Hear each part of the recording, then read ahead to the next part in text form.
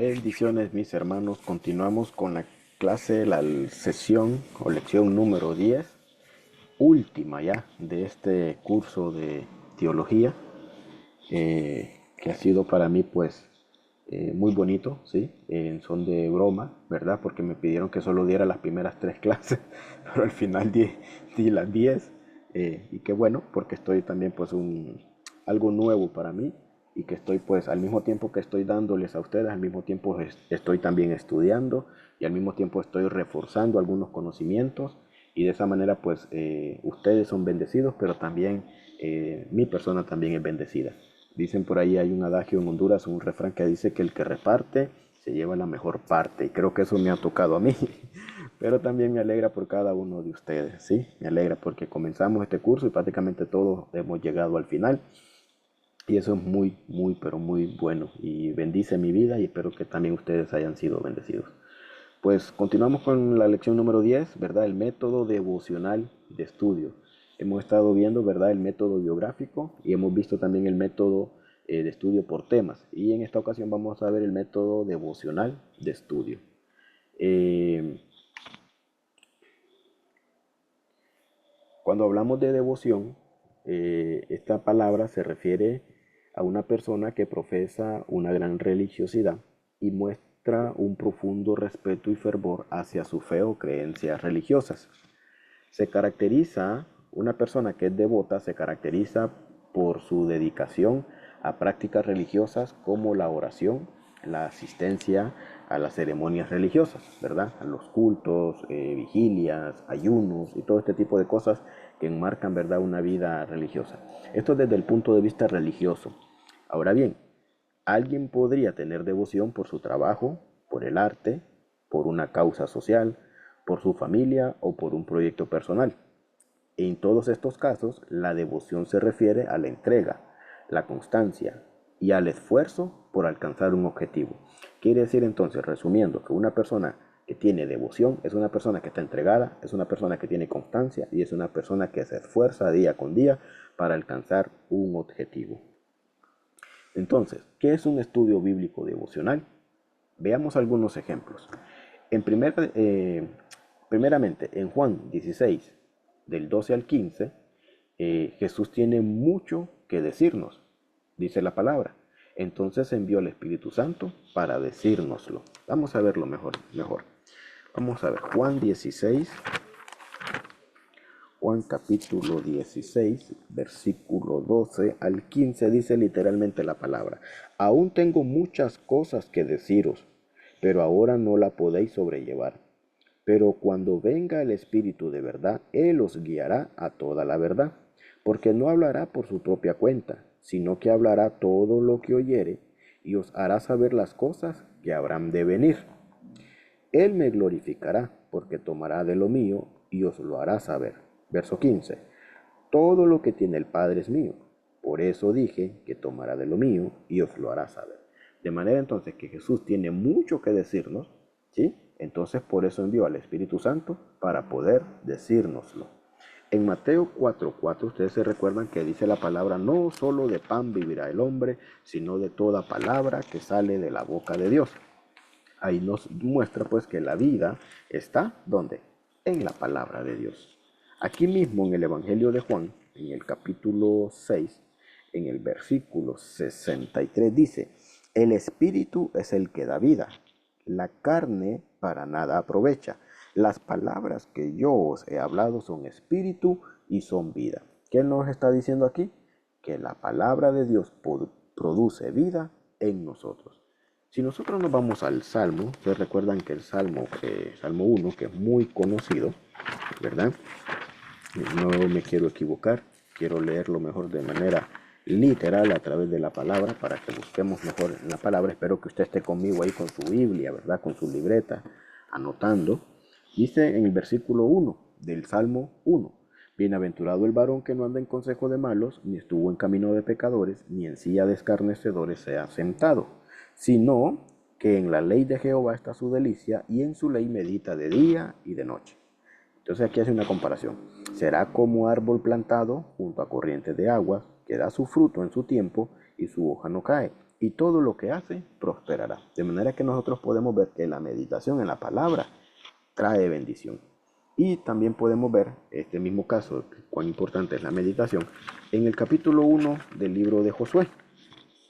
¿Verdad? Cuando a Josué se le pide que medite en la palabra de día y de noche. Dice el versículo 7 del capítulo 1 del libro de Josué: solamente esfuérzate y sé muy valiente para cuidar de hacer conforme a toda la ley que mi siervo Moisés te mandó. No te apartes de ella ni a diestra ni a siniestra, para que seas prosperado en todas las cosas que emprendas.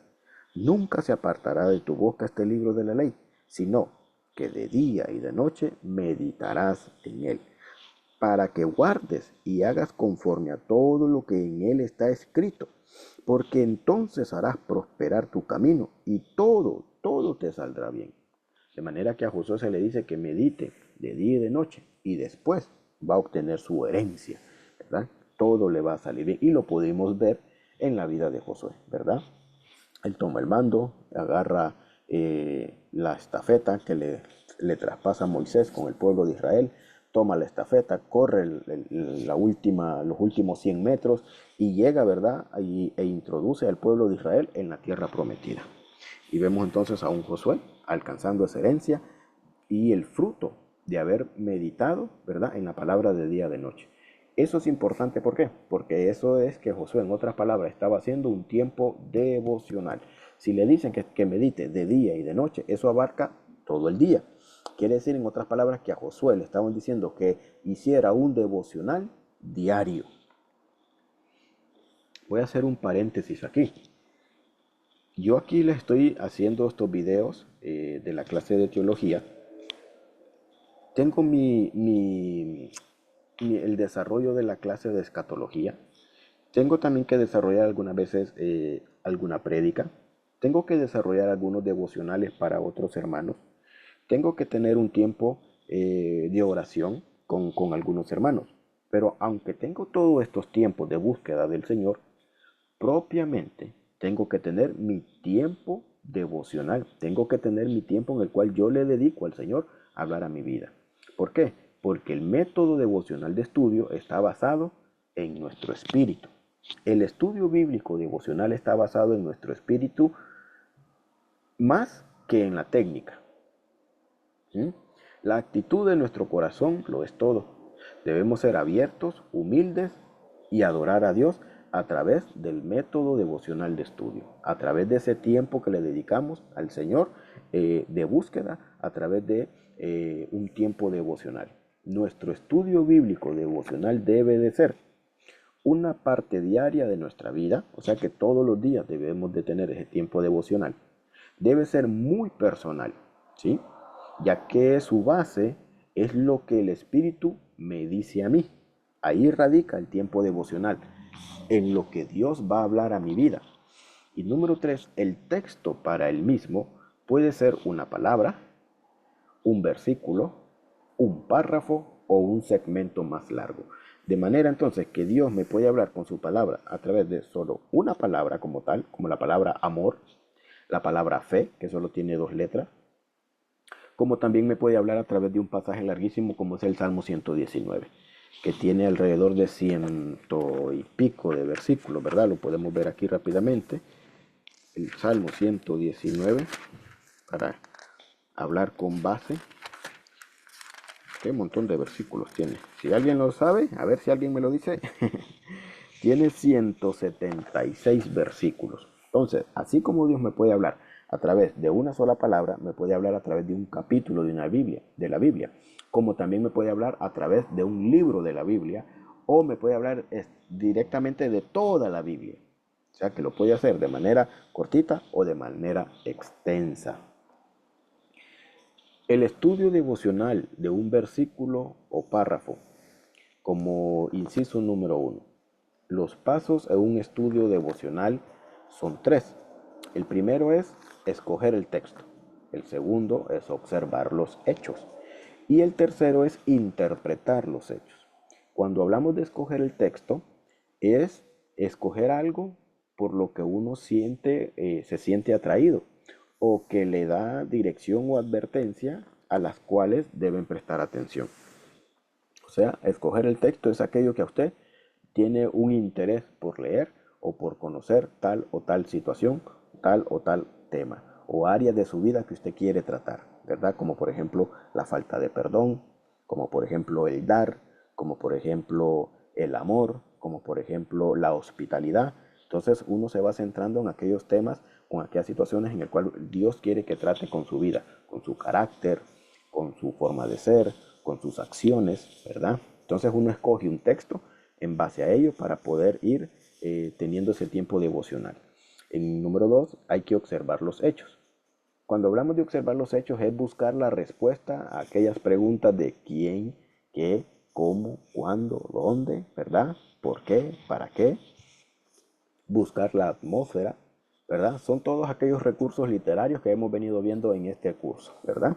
Y número 3, hay que interpretar los hechos, de manera que hay que darle respuesta a qué significa o qué significa para mí. ¿Qué es lo que está queriendo decir ese párrafo? ¿Qué es lo que está queriendo decir el Señor con esa palabra? ¿Qué es lo que me quiere decir a mí Dios? ¿Qué es lo que me quiere hablar con ese versículo? ¿Qué es lo que me quiere hablar con esa palabra? ¿Qué es lo que me quiere hablar con ese párrafo? ¿Qué es lo que me quiere hablar con ese capítulo?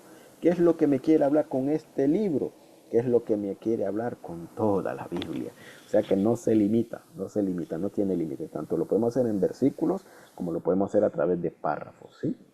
O a través de extensiones más largas también. Entonces tenemos 3 pasos. Hay que escoger el texto, observar los hechos e interpretar los hechos.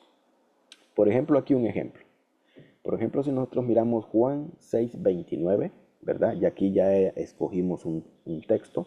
En este caso es Juan 6:29 que dice, respondió Jesús y les dijo, esta es la obra de Dios, que creáis en el que Él ha enviado.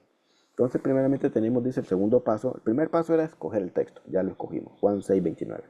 El segundo paso es observar los hechos, dando respuesta a las preguntas, ¿verdad? ¿Quién, qué, quién, qué, cómo, cuándo, dónde, por qué, para qué?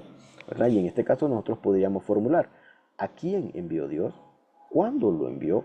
¿Para qué lo envió? ¿Y por qué lo envió? De manera que a través del mismo texto de Juan 6:29 le damos respuesta a estas preguntas que hemos formulado.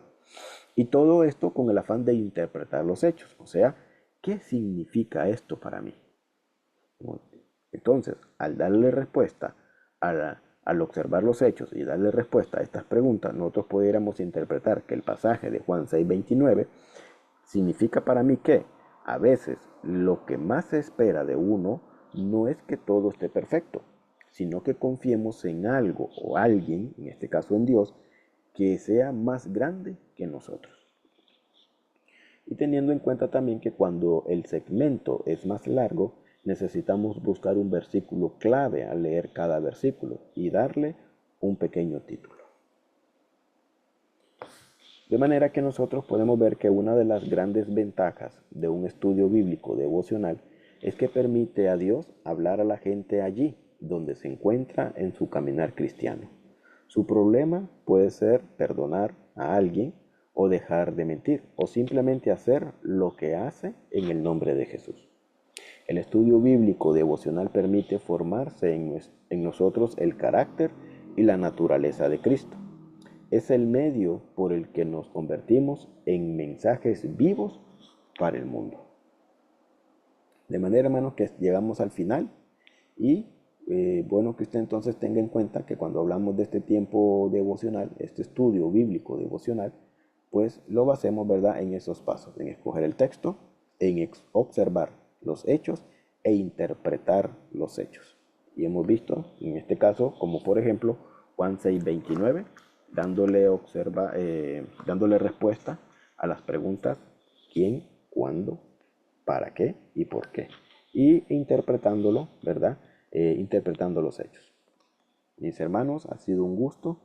Que el Señor me les bendiga. Y les animamos a seguir adelante en los siguientes cursos, ¿sí? Tomando en cuenta pues sus fechas de exámenes, sus tiempos y que puedan organizarse de la mejor manera para seguir adelante, estudiando, ¿verdad?, estos temas, estos libros de las clases de teología. Dios me los bendiga. Nuevamente les digo, para mí ha sido un placer y ha sido un gusto haber estado con ustedes. Un saludo y un fuerte abrazo. Bendiciones.